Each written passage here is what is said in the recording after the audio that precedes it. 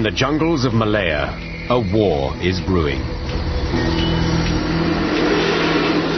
Thousands of Malayan communist guerrillas prepare to take on the might of the British Empire. The first deadly shots are fired one day in June 1948. It's early morning on the Elfill rubber estate. Manager Arthur Walker completes his inspection round and returns to his office. 3 male Chinese rode on bicycles, parked their bicycles next to his office, and they shot him cold-blooded, and he was killed. Malaya is engulfed by violence. An emergency is declared. The emergency in Malaya was a full-scale war. The first 3 years of the emergency, the casualties were great, very great. Every day there was killing left, right and center. Malaya's war lasts 12 long years. It will kill more than 11,000 people, both combatants and ordinary civilians caught in the crossfire. But from this terrible experience will rise a modern nation, Malaysia, a nation that learnt the hard way to fight and live together.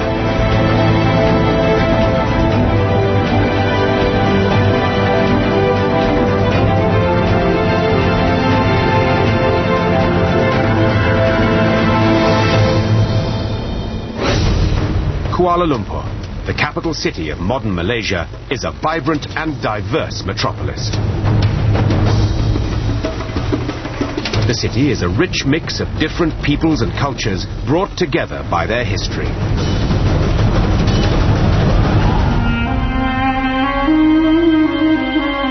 More than 100 years ago, British entrepreneurs begin to exploit Malaya's rich natural resources, above all, its tin and rubber.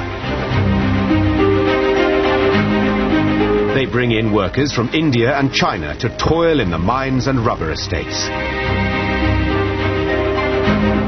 The British transform the human landscape of Malaya, creating an intricate tapestry of different races, the predominant Malays, Chinese and Indians. Many Chinese workers join communist cells to agitate for better conditions. But despite mounting unrest, the British remain firmly in charge. The flow of Malayan raw materials enriches the empire. Then, in early 1942, the Second World War brings British rule in Asia to an abrupt end. In February, after a lightning campaign, the Japanese drive the British from Malaya and Singapore. It is a humiliating defeat. But a cadre of British officers stay on to fight the Japanese, the renowned Force 136. Hidden in the jungle, the British recruit small units of Malayans and train them to harass the Japanese and prepare for liberation. Force 136 also forges close bonds with a much bigger guerrilla army, the 7,000-strong Malayan People's Anti-Japanese Army, the MPAJA, and backs them with arms and equipment to fight the common enemy. This jungle ally is a communist front. The communists during the war were known as the Malayan People's Anti-Japanese Army, MPAJA. They developed very good jungle warfare skills thanks to the wartime collaboration with Force 136, the British counterinsurgency unit. For both sides, the pact is viewed as temporary and expedient. The communists knew there wasn't going to be a long-term marriage, In 1945, Allied armies finally defeat the Japanese, and the British are back. At victory parades, the MPAJA make sure they have a prominent role, posing as conquerors of the Japanese. Marching with them is a charismatic young man regarded by the British as their most trusted guerrilla. His name, Chin Peng. The British gratefully award him the Order of the British Empire. Even though the war is over, the communists do not return all their weapons. They refused to surrender their weapon to the British when the British came back, and they went underground. 留下你在地面上呢挖一个大洞，武器是拆的，都放进去。 Chin Peng will soon become a painful thorn in the British side. The British, bankrupted by the war, tighten their grip. They will not give up Malaya's valuable raw materials without a fight. Malaya, in particular, was one of the colonies which earned more in US dollars than any other colony. But the world has changed. The empire is crumbling, and a vibrant Malayan nationalist movement has begun to agitate for independence. But it is the communists who make the most pressing demands. They want the British, their former allies in the Jungle War, to be expelled by force of arms. Chin Peng had always been in favor of a shooting war, overthrowing the colonial power government by force. They wanted to take over from the British and turn our country into a communist country.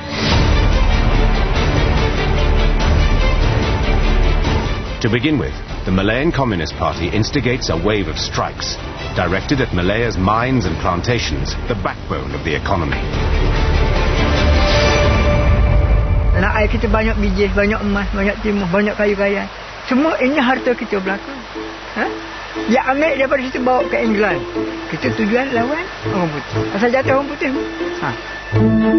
Everywhere you have strike, every state, every big town, workers will support strike because strike means we will drive out the British, and when the British leave, we will run the country ourselves. In 1947, there are more than 300 strikes and paralyzing labor disputes. They had control of the labor unions, and it gave the British authorities a lot of problems. As strikes and disruption spread, the man in charge, British High Commissioner Sir Edward Gent, comes under intense pressure. The powerful planters and mine owners accuse him of weakness, of failing to govern effectively. Then, events take a sudden turn for the worse. Communist firebrands, frustrated by lack of progress, decide to ramp up the struggle and unleash a murderous new campaign. In a single day, communist gangs shoot dead 3 British planters. High Commissioner Gent finally takes resolute action. He declares an emergency. Murder, panic, pillage, arson. Malaya was engulfed in a life and death struggle. Communist terrorists from their jungle hideouts struck at Malaya's basic industries, intimidated labor, destroyed factories and machinery, wrecked communications, and murdered all those who dared defy. It is, to all intents and purposes, a declaration of war. But the British cunningly call it an emergency, so that the planters and mine owners can continue to make insurance claims, usually refused in wartime. Actually a smart idea. Don't call it a war. Call it an emergency, so you can actually collect on the insurance due because of damage to property and all that sort of thing. The sudden escalation takes even the communist leadership by surprise.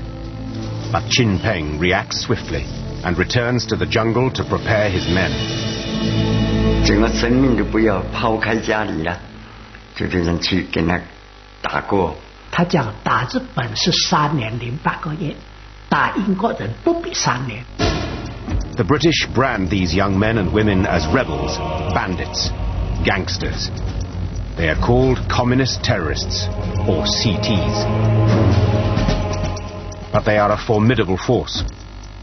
Using skills learned from the British, communist leader Chin Peng sends some 5,000 recruits, organized in highly disciplined battalions, to key locations, ready to strike.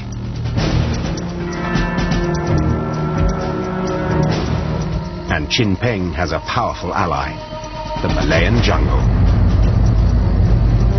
Hot, humid, well-nigh impenetrable, the Malayan jungle runs from the Thai border all the way to Singapore like a green spine. This is classic guerrilla country. From remote jungle strongholds, Chin Peng's men can launch shock attacks anywhere, any time, and then melt away. The jungle was the terrorists' first home. They knew the jungle inside out because they were involved in fighting the Japanese. They had already prepared themselves. They had food dumps, arms dumps. They were at a greater advantage in the initial stages. In Kuala Lumpur, High Commissioner Gent struggles to control the rapidly deteriorating situation. Hampered by poor intelligence and a ragbag collection of police units and army battalions, he fights back with new draconian emergency regulations. In a tough counter-insurgency situation environment, you need tough laws to enable the government to have some flexibility to act decisively and resolutely. Those who are in possession of arms are liable to be sentenced to death. Emergency regulations empowered the government to search properties, premises without warrant, to detain people without trial, and essentially to impose curfews if necessary. But Gent's regulations have little immediate impact on the number of communist attacks. Soon he is under renewed pressure from angry British planters. The first 5 or 6 months were quite difficult and nasty. On the communist side, it was doing these little ambushes all around the countryside, and people thought they were beginning to win the war. Thoroughly rattled by the state of affairs in Malaya, the Labour government in London recalls Gent, officially for consultations. Unofficially, he's being sacked. As Gent's aircraft approaches London Airport, it collides with another plane and explodes. Gent is killed. Back in Malaya, the communists have the upper hand. The country is plunging into violent chaos. 1948. A war on terror ravages Malaya. High Commissioner Sir Edward Gent has been killed in an air crash. No replacement has yet been made. The security forces are in disarray.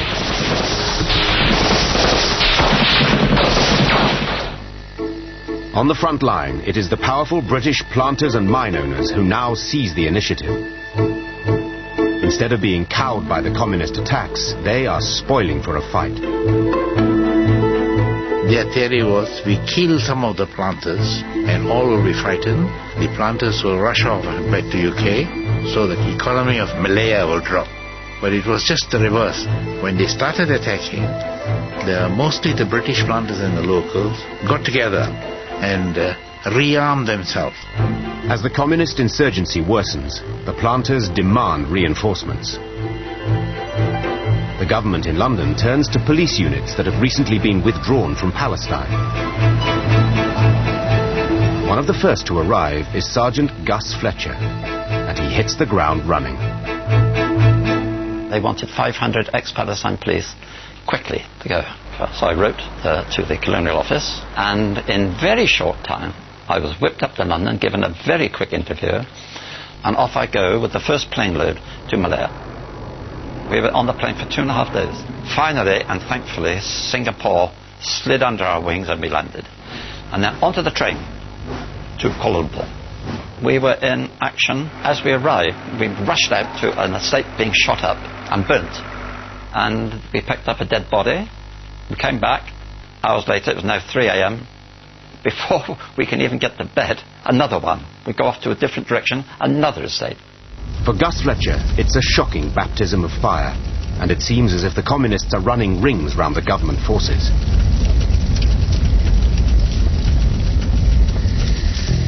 But as reinforcements arrive, the planters begin recruiting a special constabulary to protect their mines and plantations, and it's an immediate success. At least 30,000 volunteers, mainly Malays, sign up. It's down to new arrivals like Gus Fletcher to ready the specials for the fight. I'd trained the special constables to use their guns, and we only had one shotgun for every 2 men. And the ammunition, it was pre-war, 1938, 1936 even. And of course when you fired, you would get a click and be a dud. Whatever the state of their ammunition, the special constables must hold the fort at plantations and mines so that the Malayan police units and army regiments can take the fight back to the communists. But even before they confront Chin Peng's fighters, they must face the Malayan jungle, the communists' closest ally. When I first entered the jungle, I was utterly amazed. I was awestruck. Twilight and noisy, of insects, monkeys and everything making a noise, thousands of mosquitoes and leeches. The only things I disliked so much in the jungle were the leeches, and the leeches were terrible. They are all over the place, on the ground, on the leaves. You go underneath and they drop onto your neck and crawl down, and you don't feel it at all until they puncture your skin. I've literally had 20, 30 to 40 covering my body, mainly around the ankles and in my private parts as well. We won't go into that though. You go into a frenzy. The communist fighters, known as CTs, know well that their opponents will be at a chronic disadvantage. Mana dalam hutan dunia kita bukan? Dia masuk itu, dia macam kata orang itu, busa masuk dalam kampung. Ada tak? Dia tak tahu hulu kiri. Dia dia gantung kepada itu kompas. Nak hala ke mana? Bukit mana? Sungai mana? Itulah hal lain dia tak kerti dah. You've got to try to navigate through this, which is no landmark for you to see because you're enclosed by the jungle. And all the time you were sweating, falling over, ripping your uniform, and you come to big wide rivers. Sometimes they're not on the map. The maps are inaccurate. And consequently you end up lost. For young British National Service recruits, this first exposure to jungle warfare is often traumatizing. In the jungle country, life was very harsh. And I was leading a platoon, National Service people who were shanghaied from the schools at 18 years old. They really suffered because they were not trained in the tropics. And suddenly they're thrown into the jungle. And at night you can hear the boys crying. But the war on terror is not only fought in the jungles. For there is another communist army that stalks Malayan villages and towns. This secret army makes a vital contribution to the terrorist war machine. Chin Peng's fighters need supplies, food and information, and it all has to come from outside the jungle. So they depend on a network of hidden supporters known as the Masses Organization, or Min Yun. In everyday life, a member of the Min Yun could be a teacher or waiter, a government worker or office clerk. But for their communist masters, they must act as couriers, spies and saboteurs. The Min Yun is very important. They are the silent group who were the eyes, ears of the communists. They give information of any of the government rules, police raids and so on. They were the very powerful army, people's army. They have another task too. Every month, Chin Peng must pay every one of his soldiers. So the Min Yun supporters must extort as much cash as they can from villagers and estate workers. If anyone is unwilling or unable to pay these subscriptions, the communists call in the hard men from the jungle. Chin Peng assumed that just because they didn't want to support the communists, they were immediately traitors. 哪里敢惹去惹他？凶巴巴的，什么你要顺的，不听的都不可以。佢上門問你攞女，你唔俾點樣？佢咪捉你殺頭啦！ K.L. Chai remembers his friend, a schoolteacher, who refused to cooperate and suffered a gruesome punishment. They called him out of the classroom, broad daylight, and they murdered him right in front of all those who came to see that. They disemboweled him. Oh dear. That was another sad episode of the communists. The insurgency has become a war of terror. is that terrorism is a form of political communication. The real intended recipient of the act of terror is not the victim. The victim is secondary. It's unfortunate victim, but it's secondary. The real audience is all of us watching. Because the terrorists, regardless of his ideological stripe, whether it's today's kind of new religiously motivated terrorists or the communist terrorists of the past, the aim is always to send a powerful message, a message of fear, of intimidation, that if you do not cooperate with us, this is what will happen to you.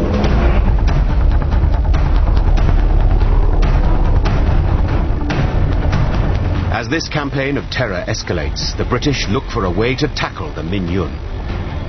But there's a big problem. They are secretive, faceless. So a new plan is hatched to create a national register of Malayans. Now, every man, woman and child over 12 must possess an identity card with a photograph and thumbprint. Anyone without an identity card, an IC, is instantly suspect. National registration policy was actually very good psychological warfare, because it really made the communists worried. They wanted to remain incognito. They didn't want to be identified. But if you didn't go out and get identified, then people immediately start suspecting you. So it was a really smart move. Teams of civil servants and photographers spread out across Malaya, armed with cameras and fingerprint pads. It soon proves to be a hazardous job. It was quite a dangerous job, because all photographers who take pictures of these civilians and so on, many were taken away by the communists in the dead of the night. They were tortured and then left dead. For the communists, registration poses a threat to their secretive war, so they fight back. Their aim, to sabotage the registration campaign. 他出登记卡呢，他就妨碍很大。没有登记卡，我们自由啊。他不懂得哪一个马工，他出来登记卡呢，没有的他就可以抓你。将他手马工呢，他就实行了没收，到处乡村去把他登记卡没收掉。A favorite communist tactic is to target the buses. They used to stop the buses, collect all the ICs and burn them. And then they see those who are suspected government helpers, they'll get them out of the bus and take them into the jungle and murder them. In September 1948, as the violence escalates, the British government finally appoint a new High Commissioner, another veteran of Palestine, Sir Henry Gurney. As he takes up his post at King's House in Kuala Lumpur, Gurney faces a seemingly unwinnable war against a ruthless and determined foe. The Malayan people are demoralized and afraid. It's high time for a radical new approach to crush Chin Peng's campaign of terror.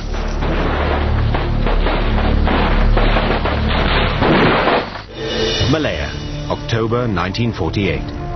The new British High Commissioner, Sir Henry Gurney, has arrived to find a war on terror that is close to defeat. In 6 months, the communists have launched 1,274 attacks and killed more than 300 innocent civilians.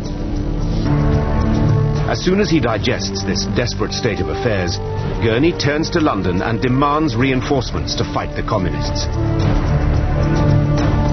To back up the Malay regiment, Gurkhas from Nepal, as well as troops from East Africa, Fiji, Australia and New Zealand arrive in Malaya.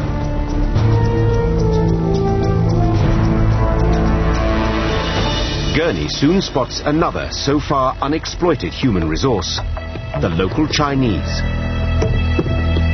Many are hostile to communism and horrified by Chin Peng's brutal tactics. To get the Chinese on board, Gurney turns for help to the respected Tan Cheng Lock, the president of the Malayan Chinese Association, which is anti-communist. It is incumbent upon us, the Chinese community, to rally round the government and give our energetic support to to make a success of this mobilization. One of the first to answer Tan Cheng Lok's call is a young man called Yun Yuet Leng. I was training with British soldiers, British police officers, who were all big-sized. And I'm so short and thin. And every morning we used to do physical training, throwing logs from one shoulder to the other shoulder. And my God, being the shortest there, the weight comes on you. I almost died, but I survived. Yun also trained alongside Malay and Indian recruits. This is how the comradeship is built up, because of the threat of common danger. When the shooting starts, you don't care what race you are. No? You find that your friend is pinned down by heavy fire, and you're okay, you've got a good defensive position. You open fire so that you can crawl somewhere else. And he does the same thing for you. So you save each other. Soon, Yun will come face to face with the communist guerrillas. More than 90% are Chinese, like him. So when the emergency started, the British knew that they couldn't deal with the problem, which is essentially Chinese, unless they brought in more Chinese. That's how suddenly there was an influx of a lot of Chinese. In the meantime, High Commissioner Gurney receives disturbing reports from the central Malayan state of Pahang.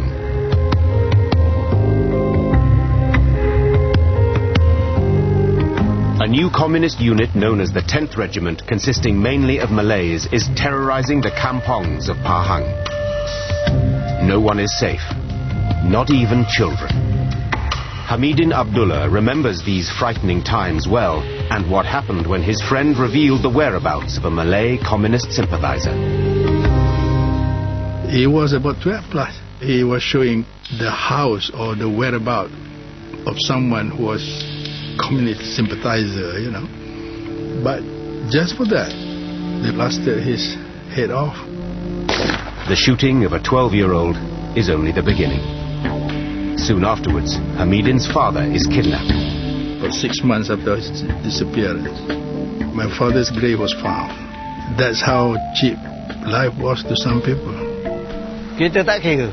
Asalkan anjing buruan penjajah, kita hentam saja. Sekejap menyungkuh, dia kena bedih. The 10th Regiment is not only ruthless, it is a threat to Malay loyalty. For its commander is not Chinese, but a Malay communist called Abdullah CD. Chin Peng has tasked him to recruit fellow Malays to his cause. Jadi kita nak membesarkan pasukan kita. Membesarkan nak keramai ke anggota, nak banyak senjata. If Malays start joining the insurgency, the possible consequences are terrifying. So the British must somehow stop the communist virus spreading. A solution is at hand. During the war, the British anti-Japanese Force 136 recruited a dynamic Malay fighter called Yuk Mahidin. He proved himself a formidable jungle warrior. Now the British dispatch Mahidin to central Pahang to eliminate the threat of the 10th Regiment. British hantar Yuk Mahidin memimpin satu regimen di Terengganu untuk mengalahkan komunis Melayu. Leading a band of dedicated and highly trained jungle fighters, Mahidin routs the 10th Regiment, and Abdullah CD flees into exile. The threat to Malay loyalty is neutralized. It's a tremendous victory for Mahidin, who is appointed the deputy head of a new Home Guard unit that eventually numbers 350,000 men and women. But still, Chin Peng's communist guerrillas keep up their relentless onslaught. 80 terrorists strike Simpang Tiga, near Ipoh. They burn the entire village. 1,000 villagers are made homeless. 2 weeks later, communist insurgents target a police station in Bukit Kepong. The heroic siege that follows will become a legend of the war. The attack starts before dawn as 180 communists surround the station. Police Commander J.J. Raj was in charge of the police district and knew the station officers well. They opened fire, you see, For about 2 hours, the firing was going on, and the police fired back. There was this Sergeant Jamil. I think he himself was wounded. On his left, right and center, policemen were killed. Behind him, the wives and children were screaming. See? Suddenly, a bugle sounds, and the guns fall silent. A communist approaches the camp and demands surrender.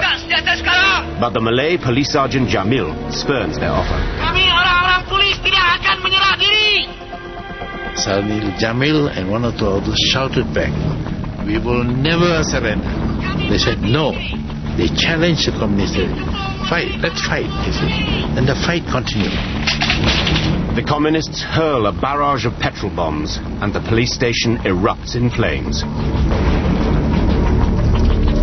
25 people die in the inferno, including women and children. I have never come across anyone as brave as these people. They didn't fight for money, they didn't fight for medals, they didn't fight anything. It is just a matter of my religion, my family, and my responsibility. They were there. Faced with such relentless violence and an enemy that shows no mercy even to children, High Commissioner Gurney urgently demands backup. It arrives in the shape of a no-nonsense, battle-hardened Lieutenant General called Harold Briggs. Briggs launches a new plan that will transform the landscape of Malaya. Malaya, 1950. The British are fighting a war on terror against a guerrilla army led by Chin Peng, determined to establish a communist republic of Malaya. His guerrilla fighters attack at will, striking anywhere, at any time. Since the beginning of the emergency, the communists have launched 2,716 attacks and killed nearly 700 innocent civilians. On the British side, the new Director of Operations, Lieutenant General Harold Briggs, comes up with an ambitious master plan to smash the communist war machine. To get food, money and information, Chin Peng's fighters rely on Chinese squatters who live in shanty villages located on jungle fringes and so are vulnerable to exploitation by the communists. Their numbers increased dramatically during the Japanese occupation.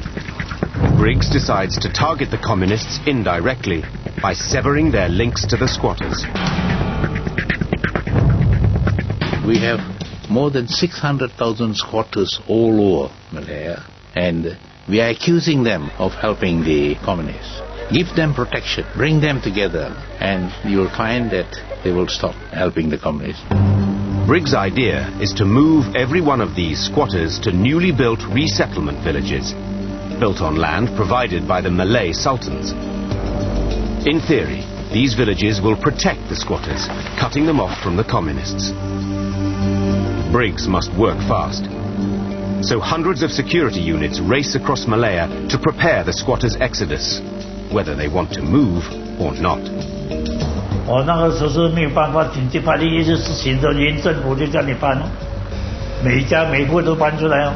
We had these military lorries, 3-ton lorries all there, ready to help them. We had British soldiers, soldiers from the Commonwealth, our policemen all helping. They bring in their ducks, they bring in their dogs, they bring in their pigs, everything.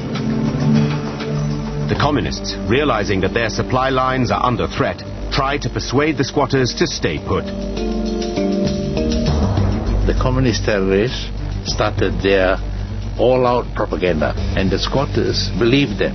They said, now look, in Germany and all, millions were sent to the concentration camp, were killed. You now, the government is taking you all to concentration camps, all of you will be killed. So as a result of that, quite a lot of people resisted, so they had to be forcibly brought out onto the lorries and taken there. Despite these teething problems, people are soon on the move all over Malaya. They travel by road, by boat, and train.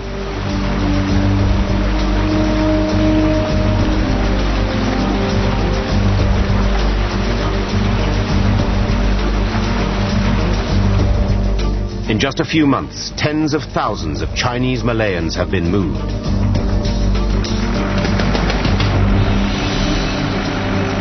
When the settlers arrive at their allotted resettlement areas, they come face to face with the harsh realities of the Briggs Plan. First, they must build their own homes. Worse, the new resettlement villages are gated communities. The squatters are effectively prisoners. They can only leave and re-enter at regulated times, and there's a strictly enforced curfew from dusk to dawn. 它有个闸门啊，然后专门有军队在这边守罗。早上6点钟才开那个闸门，下午3点你们要通通回来这里这个范围内，不能够出外的，就关在家里面的，一直到明天早上6点。就这样子，你说你可以想象当时的整个情况是多么惨。Night was a time of menace and danger. Anyone caught outside the village perimeter could and did become targets. It was a moonlit night. I saw a shadow. It is outside the settlement area and it is a curfew. Nobody should be there. Cold sweat coming. Because it's not easy to shoot a man. But then I go to shoot. I pressed the trigger and then after that all my men shot. In the camps, everyday life is dominated by rules. Access to food is rigorously controlled to stop it falling into the hands of the communists. 男人成人1个星期，好像我所记得，我印象中是4斤米，糖盐油米啊，统统有限制的。But it soon becomes apparent that the Briggs Plan has a flaw. Settlers are provided with land to make some sort of a living, but as soon as they are outside the camps, they fall prey to the communists again, lurking in the jungle. The communists wait for them in the jungles. And when you're tapping rubber, they come there and say, hey, where's the rice you promised? Where are the medicines? Where are the bandages? And various other things. So if these people don't give anything, they are told that if you next come and you don't bring, you'll be killed. 不参与不可以的，那人是被逼的，两头难啊！你不接济他们，你不可以。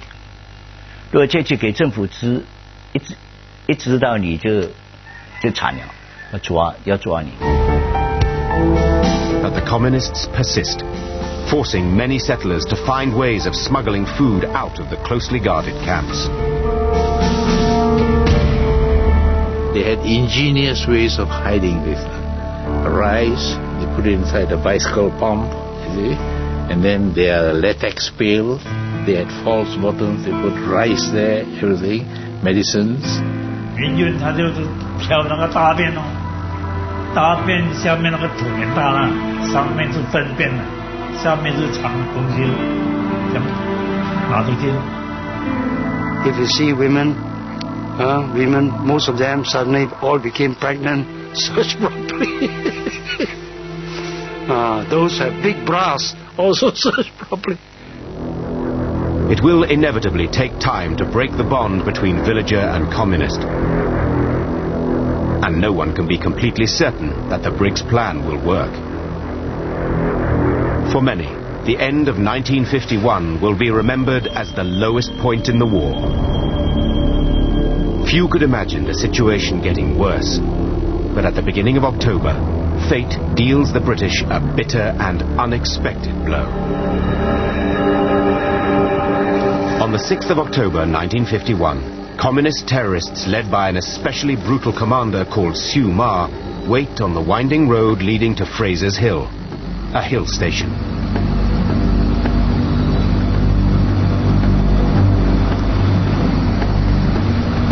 At 1 p.m., a police convoy appears, followed by a black Rolls-Royce flying a Union Jack. Siew Ma opens fire, wounding several police officers and puncturing the tires of the Rolls, which skews to a halt. A British gentleman emerges from the back. He is shot in the head. Siew Ma orders his men to escape.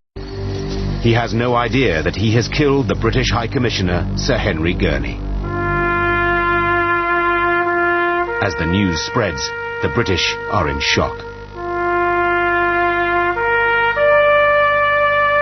the head of the British colonial government had been killed by the communists. You know, my God, it would shake anybody up.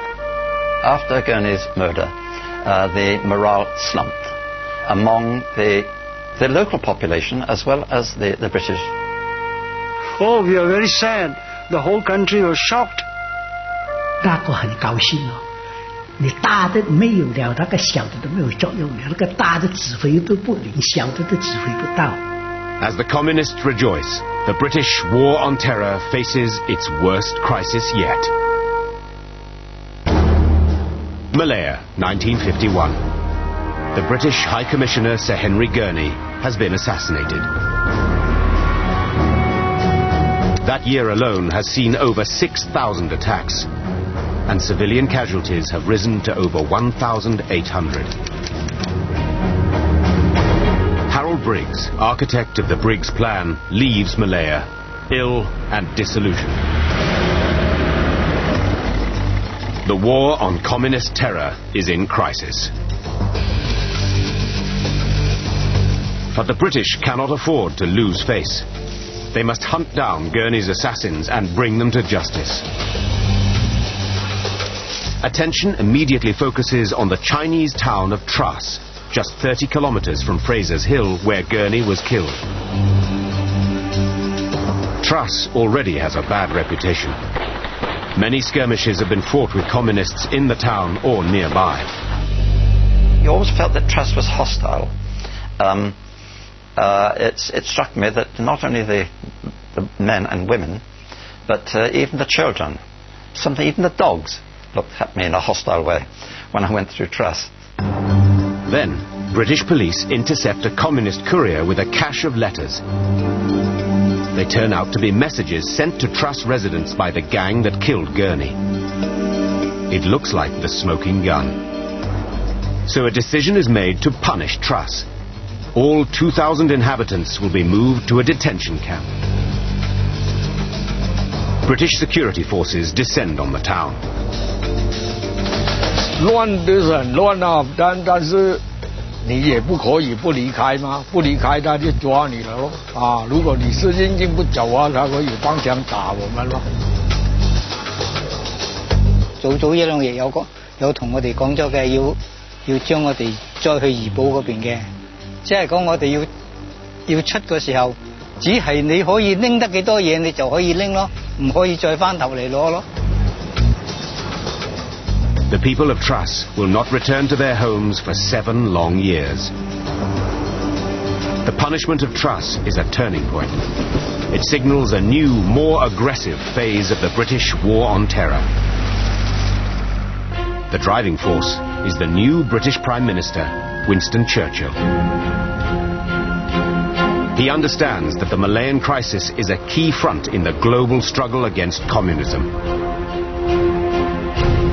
Churchill demands a ruthless response and warns, what happens in Malaya will have a profound influence on the rest of the world.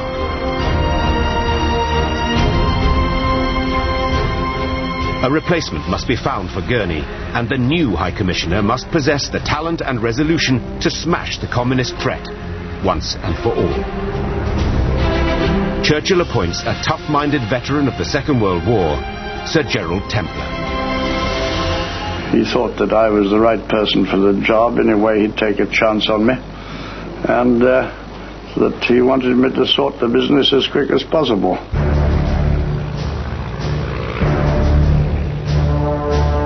Templar has no previous Asian experience, but he is widely admired as an original strategic thinker, a human dynamo with a fondness for ripe language.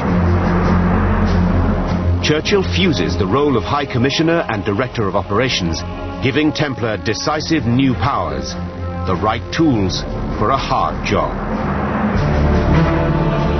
He will be the Supremo, a virtual dictator. He was a man who controlled everything. He was a generalissimo dictator, and he knew his part and played it very well.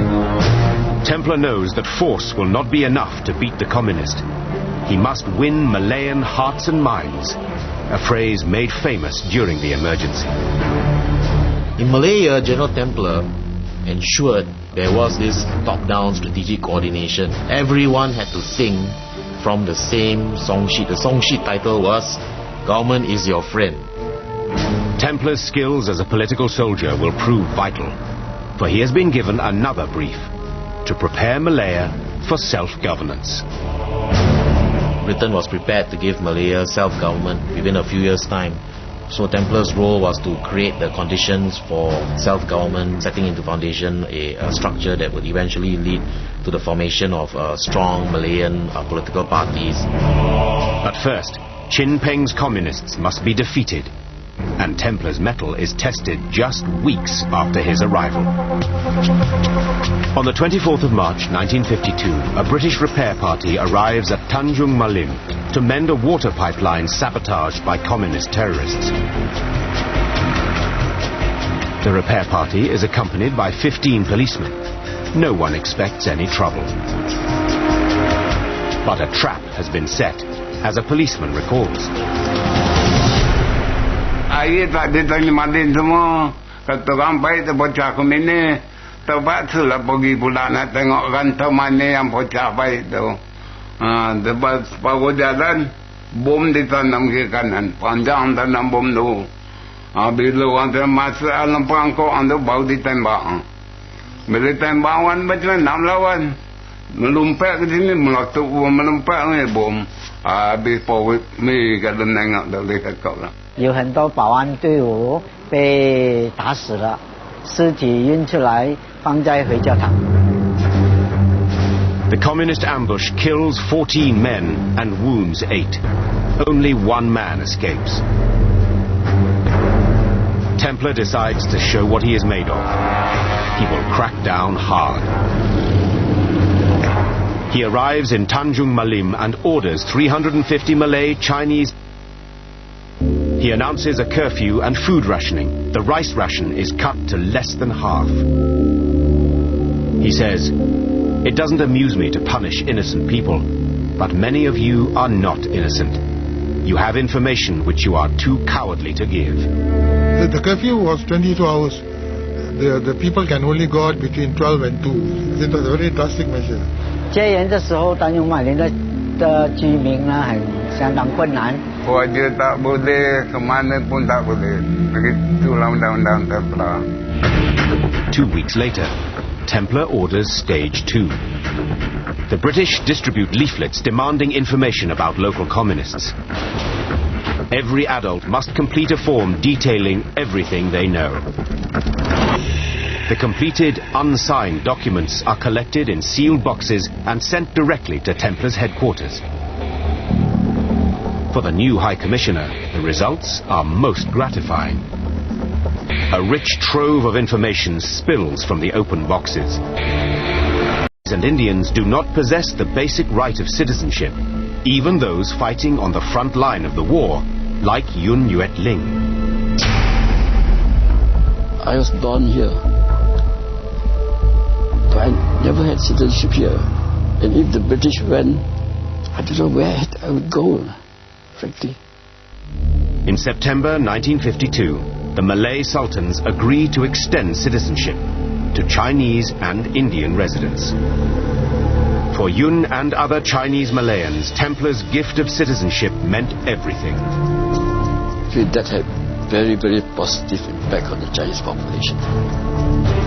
The capstone in Templar's Hearts and Minds master plan is to launch a public relations campaign, Operation Service, demonstrating that the police are public servants dedicated to protecting law-abiding Malayans of all races. Ready to serve, that was the slogan of the police in Operation Service. The whole idea being build a relationship with the population. National morale perceptibly rises. There is a new sense of purpose and greater confidence in the government. But the campaign against Chin Peng's jungle army has not been won. Templar realizes that the war on terror is handicapped by one factor above all: poor intelligence. We had not grasped the fact that you cannot do a jungle war without intelligence. So Templar sets about reforming Malaya's inept special branch, so that it can become the vanguard in the War on Terror. Malaya, 1952. The arrival of a dynamic new High Commissioner, Sir Gerald Templar, has re-energized the War on Terror. Spearheading the battle will be Malaya's intelligence service, Special Branch. General Templar had a background in intelligence, and he knew that in a counterinsurgency campaign, you needed good intelligence to ensure that the police and the military were able to eliminate the real bad hats amongst the wider population of innocents. Intelligence was very critical. Special Branch is tasked with collecting intelligence. Without good intelligence, you will never be able to look for the enemy and plan and defeat the enemy. Templar orders Special Branch to target the communist leadership. They must decapitate the insurgent forces. Sources of information would be, of course, agents and informers, which a Special Branch would use, and also the analysis of captured communist documents. And slowly from that sort of information, they would build up the hierarchical structure of the Communist Party from the very beginning, one by one. For Special Branch, nothing is off limits. You knew absolutely everything about the person. What his habits were, did he smoke, what his sex life was like, who his girlfriends were, everything we could possibly think of. In this intelligence war, the perilous task of gathering information will fall to Asian officers. They must be the eyes and ears of Special Branch. White Europeans will be the backroom boys. It was not possible for them to go down on the ground. They would stick out like a sore thumb. So, the brunt of collecting intelligence and working on the ground rested with the Chinese officers. As the saying goes, you need a thief to catch a thief. Special Branch launched their campaign by striking Chin Peng's all-important communications network. Communist couriers, usually on bicycles, crisscross Malaya, carrying messages from one remote fighting unit to another, often located hundreds of miles away. Chin Peng uses this jungle network to coordinate attacks all over Malaya. The Communist Party of Malaya has used couriers in the jungle. They operated from one unit to another, carrying messages, and there'll be jungle letterboxes where they deposit those messages to be picked up later on by the second leg of the courier trail. The couriers transmit a vast quantity of secret information. Messages are often written in tiny Chinese characters on rolled-up paper slips, which usually require a magnifying glass to read. Messages are usually rolled up very finely, sometimes so fine that it's the size of a toothpick only. The communist couriers hide their messages in fruit or a tube of toothpaste, or on their bicycles. Gulung halus-halus. Halus-halus gulung. Masuk dalam itu bersika di lubang. Tu boleh hantarlah. Sampai sana, kita ada asarat pula. Special Branch officers realize that if they can break this network, they will access a rich source of data and, they hope, cripple the communist fighting machine. Language skills are essential, and British police officers like Gus Fletcher are sent on crash courses in Chinese. It was a very tough course because it was one teacher, one pupil throughout the course. You couldn't sit at the back of the class and doze off. A Confucian monk taught us. He couldn't speak a word of English. Lovely old man. Lei Yinghong, who wore a gown and hands in his sleeves and little cloth shoes and and a Confucian beard down to here. Lovely. To tap into the courier system, Special Branch officers must turn the couriers. In other words, persuade them to come over to the government side, along with their precious messages. Our penetration of the courier system was very good. And once the couriers have been turned, Special Branch agents can use them to track down the communist hideouts. when the Korea surrendered, it was a good thing. He would take it to the camp and then you could attack it.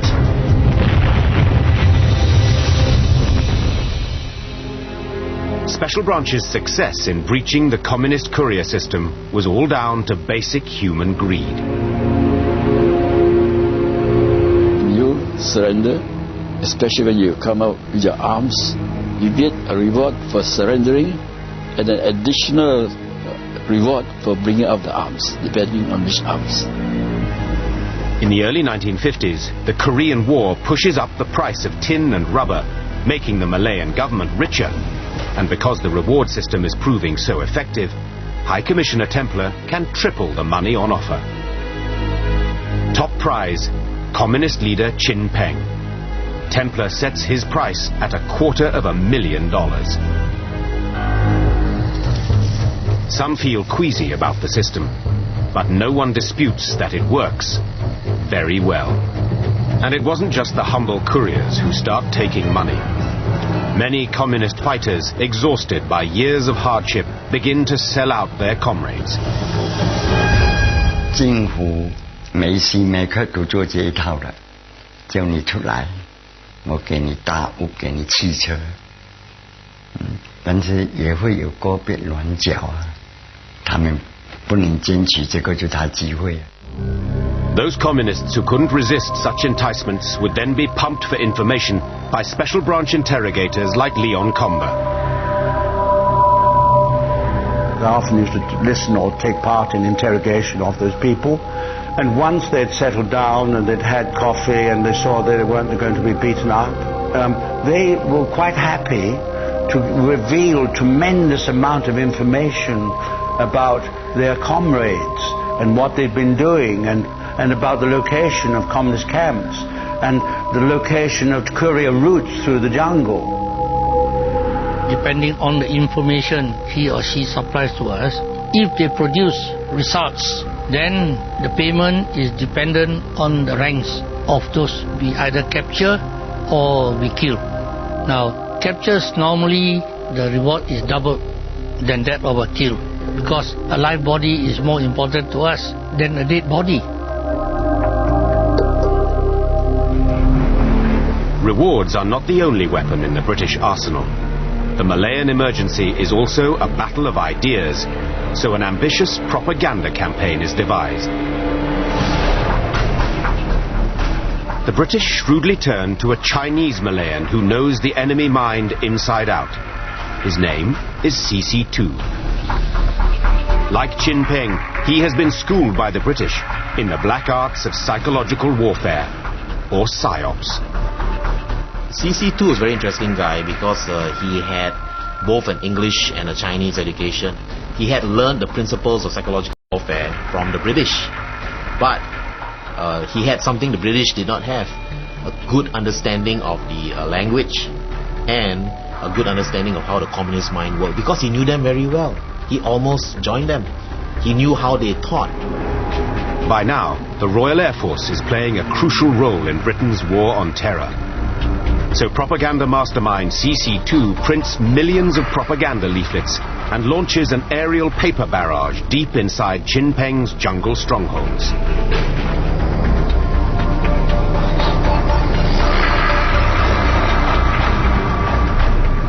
Whenever a communist leader is persuaded to give himself up, the aircraft return, equipped with loudspeakers to spread the news. Your leader has surrendered. Why are you still in the jungle? But the hardcore communist leadership are not impressed. 因为他用飞机去广播，我们讲狗叫机又来了，他就一直在天上叫，那喊屁我们都不管，他丢下那些什么啊，我们看了都拿来烧。The RAF does not only drop paper leaflets. Special Branch coordinate devastating bombing raids aimed at the insurgents' jungle camps. The bomber pilots need to pinpoint their targets as accurately as possible. And in Malaya's immense jungles, this is no easy task. Special Branch come up with an ingenious high-tech solution. In their jungle camps, Chin Peng's fighters rely on radios to listen in to the worldwide communist networks. But if they need new batteries or a set repaired, they must come down to the towns. By setting up a network of informants, Special Branch manages to get hold of a few communist radios and secretly insert their own special gift. So when they asked for a wireless set, we would get hold of our people in Kale, put a little false valve into it which gave a signal. We'll alert the aeroplanes and we'd take a signal flying over. Then we'd have a ground vehicle which would do it from the ground as well.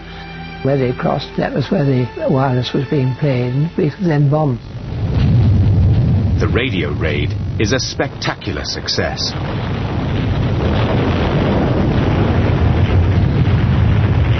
When I went in afterwards, and one man escaped.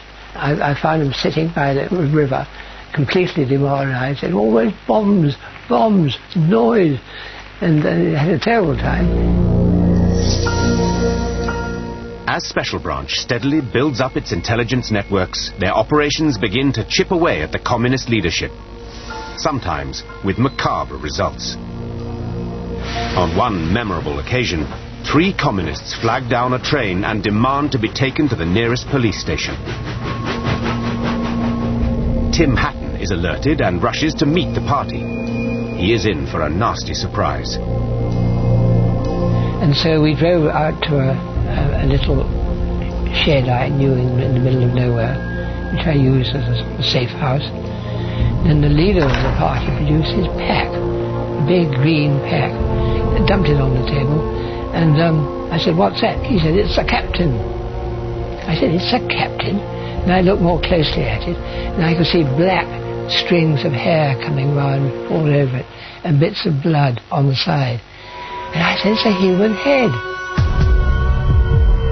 The bodyguard to the captain lifted up by its hair, and there was our cook, Central Committee member of the Communist Party, grinning at me. His eyes were open. Looking straight at him is a prize catch. Our cook was one of the communists' top 5. His bodyguards had spotted a leaflet offering a massive reward for their boss, dead or alive. It was a temptation impossible to resist. Our cook's betrayers deliver another prize, a document setting out Chin Peng's 5-year plan. It tells a dramatic story, proving that Templars' efforts are beginning to pay off. Harassed by RAF bombers, army assault, and undermined by a succession of betrayals, Chin Peng has made a decision to flee. The architect of the insurgency is on the run. But he has not given up.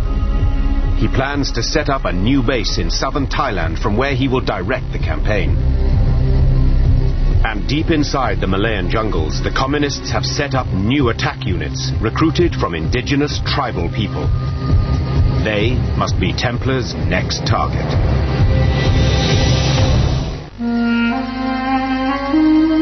Deep within Malaya's jungles live thousands of Aboriginal people. They are called Orang Asli. It means original people. During the Japanese occupation, British insurgency unit Force 136 and its communist allies depended on the Orang Asli, tapping their survival skills and matchless knowledge of the deep forests.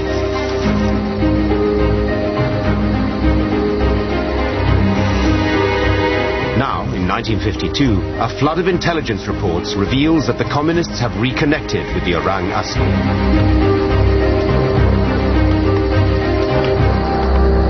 Hutan itu dunia dia, kampung dia. Dia ke mana dia pun boleh pergi? Bantuan asal yang sebenarnya kepada usaha revolusi kita sangat besar juga. As government forces tighten their stranglehold on the communist supply lines, the Orang Asli plug the gap. Makan gantung pada orang asli. Angkat ubi. It is vital to neutralize this new threat. To begin with, the British try to resettle the Orang Asli, but this tactic fails disastrously. So the new High Commissioner, Sir Gerald Templar, decides to take the war to the deep jungle and builds forts that he hopes will protect the Aborigines from the communists. Orders are put out to the police to get to know the population better, win over the hostile Aborigines who at the time held the key to the emergency. Roy Follows, a British police officer, is assigned to command one of the new jungle outposts, Fort Brooke, built in a remote part of the Cameron Highlands. To get there is a long and difficult journey. You had to walk to these forts or go by raft or what have you. Helicopters were only few and far between then. I walked from the Cameron Islands over the mountains at the time that the area had not mapped or explored. And by 1956, the new forts have broken Orang Asli bonds with the communists. All over Malaya, Templar's surge is at last turning the tide of the war. The communist leadership has been decimated, and Chin Peng himself is in Thailand. The British step up the pressure on these hardcore communist brigades holding out inside Malaya. By that time, the security situation had greatly improved, and so the people remaining in the jungle, in the communist ranks, were essentially the very hardcore. They needed to be starved into submission. They survive only thanks to supplies of rice from some of the Chinese resettlement villages. The solution is radical but down to earth. Instead of supplying villagers with raw rice, the new village authorities will cook it first. The strategy is called central cooking. 怀疑你们在怎么情况之下来接济他们队长，后来他出了一招，米不能跟让你们自己煮，把一个大锅饭全村人到时到后那个煮好了，在那个一个集中那个地方，你们去拿那个饭。Central cooking has a deadly effect. The flow of rice from village to jungle dries up. Isolated in the jungle, many communist fighters begin to starve. 我们夫妻也是很辛苦啊，没有2次饿肚子，牺牲得很大，饿死啊。Dalam pertempuran, agaknya banyak juga kawan kita korban. Tapi itu patut. Ini pengorbanan di dalam keguluran. Nah, itu dasar. Sampai ke tak boleh berjalan, tak boleh bergerak.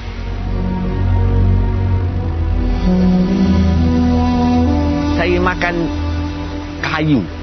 Buah dan puyuk gebuh. Gebuh tak mau umput, makan-makan. Cuba itu.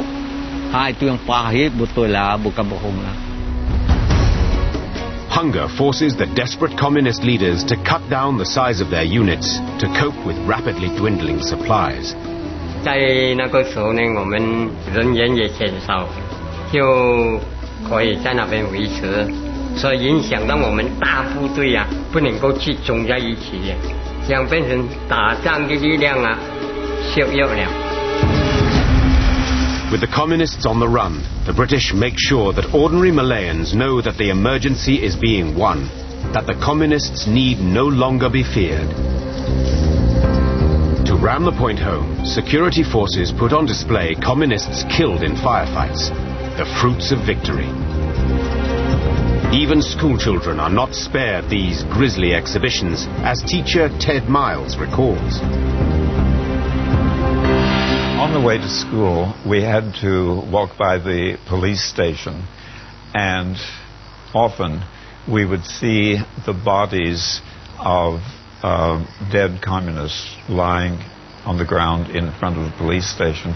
They would be brought in by helicopter and spread out, I suppose for identification purposes to start with, but it always was a stark reminder that there was a war going on.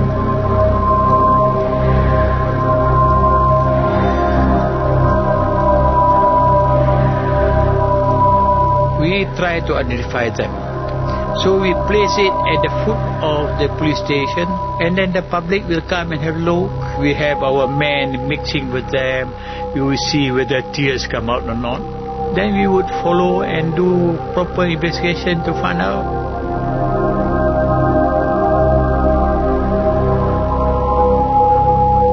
Malaya has endured 5 years of undeclared war, the emergency. Now Sir Gerald Templar must prepare war-weary Malaya for a new challenge: independence.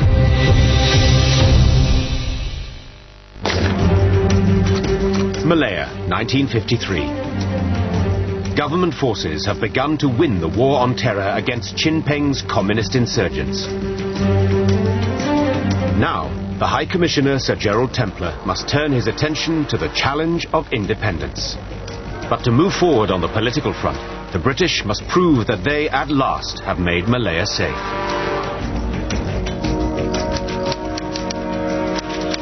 In 1953, communist attacks have fallen from more than 6,000 in 1951 to just over 1,000. Civilian casualties have dropped dramatically from 1,024 to 143. Reassured by these impressive results, Templar announces the creation of so-called white areas, starting in a district in Malacca where British troops have successfully cleared communist insurgents. In these white areas, ordinary Malayans are liberated from food restrictions and curfews. It is a calculated risk, but one that Templar believes is well worth taking. The districts neighboring the white area will see what's happening and say, hey, we want that too. So let's cooperate with government. So we also get all these lousy emergency regulations removed so we can enjoy ourselves as well. So it was a very important psychological warfare initiative. 每个员工觉得很热血，很好哦。吃进不必跟他不知道接近什么东西哦，也没有curfew了啊。The white area strategy makes it easier to imagine a future Malaya, free at last. On the 31st of May 1954, Templar flies home. The war has not yet been won, but the man now called the Tiger of Malaya has at least persuaded all Malayans to fight together against a common foe. General Templar came in. He was the right man at the right time for the right job. If it had been a lesser man, I don't think he would have been able to break the backbone of the communist terrorists. In many parts of Malaya, the national mood has lifted. Casualties are falling, and the number of areas officially declared white continue to rise. The stage is at last set for independence. It is time to turn from bullet. The Communist Party must be officially recognized, and he proposes only to lay aside his weapons, not to disarm. He has come to negotiate, not surrender. It is the words that came from his mouth which I could never forget to the end of my day. He said, as between you and I, he said, you are anti-communist, I am a communist. There can never be coexistence. I will always carry on with my communist activities. Behind the scenes, the British are anxious that Tunku may give in. But he stands firm, and at noon the following day, the talks break down irrevocably. Chin Peng goes back to the jungle. He will fight on. 谢我们无罪，意思要放下武器投降。那我们坚决做不到，打到一个人都要打。我们就这里一条了，就是真的打到底了，打到合理承认马共。 Tunku returns to Kuala Lumpur without a peace deal. But the independence train is unstoppable. And on the 31st of August 1957, Tunku joyously proclaims that Malaya is a free nation at last. Merdeka! Merdeka! I will never forget the word Merdeka shouted by Tunku, and we felt that we are a different country now, we are free. On the very same day, Tunku withdraws his amnesty offer to the communists, and in their jungle camps, Chin Peng's foot soldiers denounce him for selling out. Merdeka waktu itu bukan merdeka sesungguh habis segala-galanya, tak. Dia merdeka setengah separuh. Dipegang oleh British juga waktu itu. Di belakangnya ada sokongan British lagi, tak cukup lagi. Tunku already achieved the independence, so what are you guys still doing, you know? What are you still fighting for? You are going against the Malayan nation. Then when we got independent, they still fight us. So where's the logic? You know? 这样的独立来讲，权力还是在人家的手，还是英军准是10多万军队还在那个时候，你独立有什么用啊？ As the cheering fades, Malayans must face up to the reality that these hardcore communists, battered though they are, remain resolute. Special Branch Officer Yun Yuet Leng knows he cannot yet hand in his badge. I never thought about independence when it actually happened because I was busy collecting intelligence. Day and night I was working. For the security forces, there is unfinished business. It is time to launch Operation Ginger. In 1957, Malayans have little time to enjoy independence. The emergency has not ended, and the war goes on. So, in January 1958, the new Malayan government unleash what they hope will be the final offensive to break the communists for good and track down the man who murdered High Commissioner Sir Henry Gurney. It is called Operation Ginger, and it will make use of the black arts of secrecy and deception, codenamed Q-Ops. Special branch officers will masquerade as communist insurgents to penetrate the last jungle camps.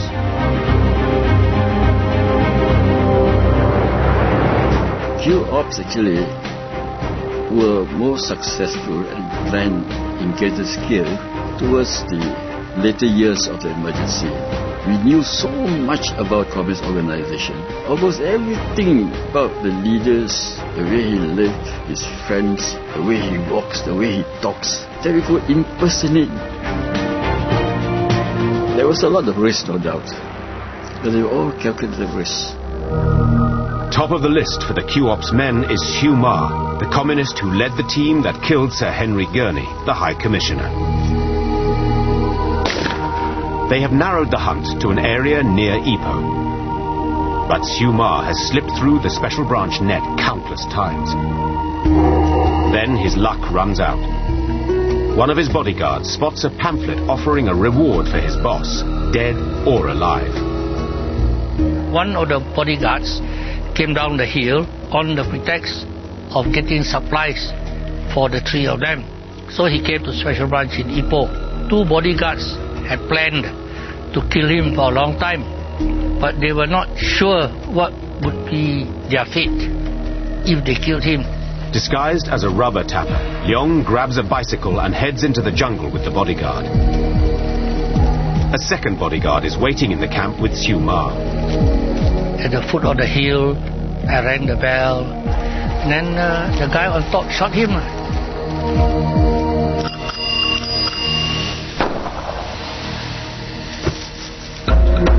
The announcement that the notorious Hugh Ma has been killed is a triumphant climax to Operation Ginger. By 1960, hundreds of die-hard communists have given themselves up. Attacks have virtually ceased. Most importantly, Special Branch is able to report to the new Malayan government that all the communist commanders have fled to Thailand. It seems that the war is at last over. It is time to proclaim to the world that Malaya is at peace.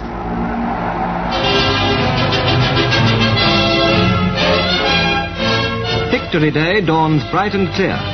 The focus is on the federal capital, where celebrations begin with the arrival of His Majesty for the big parade. On this triumphant morning, Malayans of all races are gathered not merely to watch the massive review. With gratitude and pride, they come in their thousands to pay tribute to the men who bore the brunt of battle.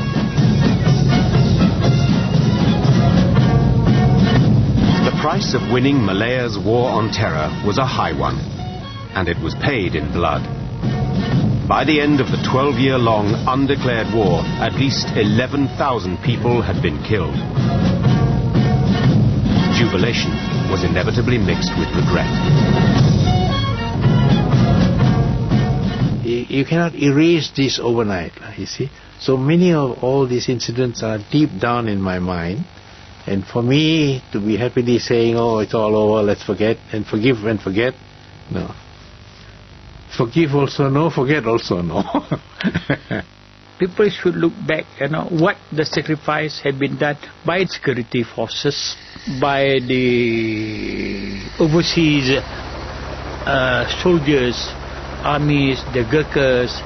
There are hundreds of security forces who have been killed, hundreds of civilians have been killed. I never will forgive. Because I saw a lot of death.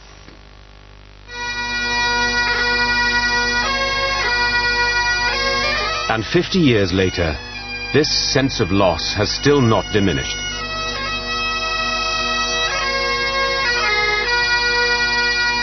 Every year, veterans from all races, from all over the world, gather at God's Little Acre to commemorate those who gave their lives to win the war on terror.